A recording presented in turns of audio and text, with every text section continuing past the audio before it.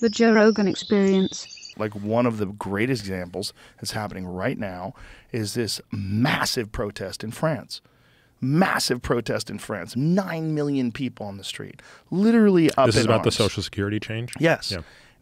Macron in France takes his fucking $80,000 watch off under the table while he's talking to people about tightening up and about how, this has to be done. Like the guy's wearing a fucking find out what watch he was wearing, because you're a watch head. You would like this. But the fact that this dork thought it was a good move to take his fucking watch off under the table.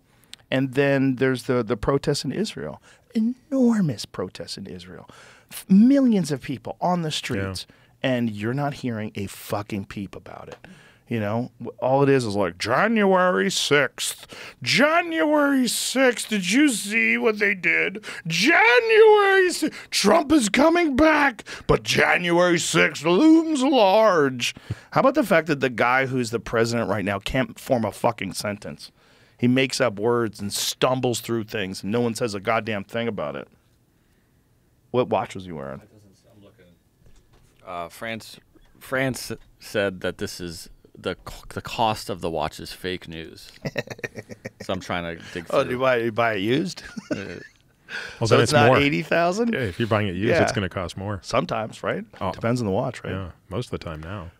Yeah. Isn't that weird? People like used watches. Well, I think it's just that the watch, the big four, right? Yeah. So what is that? I don't know if you can tell. It's a beautiful watch. I mean, it's hard to tell. Very thin. It's a very thin watch. Removes luxury watch during interview. So does it say what kind of watch?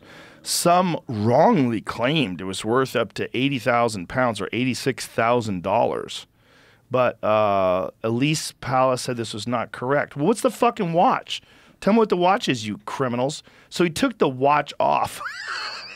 He took the watch off during his interview about his the controversial pension changes. That is fucking hilarious.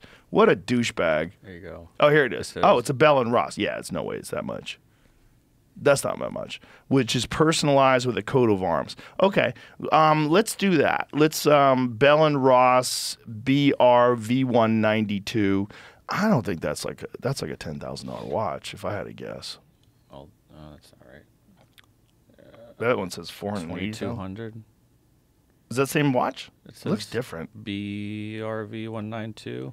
Click on that. It's also possible they're just telling you that's what the watch is. Yeah, that's not the same watch. Okay. That's definitely not the same watch. Looks like it was blue. That's it right Blue there. steel. Yeah. But is that it? Is that the maybe. same thing? Not necessarily. Yeah. Not necessarily. It's just definitely not with that coat of arms. Look, let me see that image again. Go back to that. So I'm looking at that, and then scroll out. No. Right. Yeah, there you go. Maybe that might be the watch. But what I'm looking at. But then why would you take it off? I'm looking at those circles. Go back to that image, please. I'm looking at those. Is that maybe? Doesn't it look like there's something at the bottom of it? Like there. Yeah. Yeah. Wouldn't it be funny if it was a tourbillon? Right. Explain tourbillons to people. It's a device that basically allows for completely equal rotation of the gears of the watch, independent of the angle of the wrist.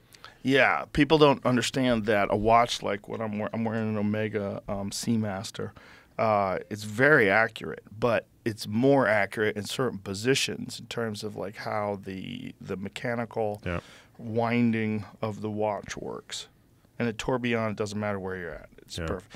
I saw a Grand Seiko tourbillon that was like $250,000. That looks like the same watch, right? Yeah, okay. That is probably the watch. So yeah, that is a lie then, because that's like a $2,000 watch.